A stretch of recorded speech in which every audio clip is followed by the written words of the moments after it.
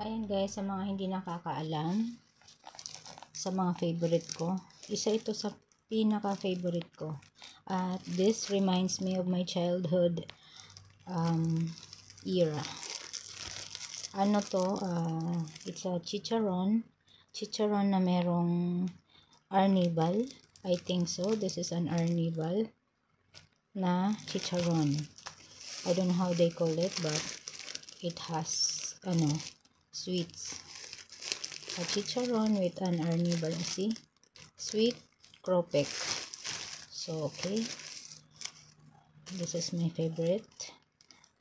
And also, I do have another favorite, a gardenia bread.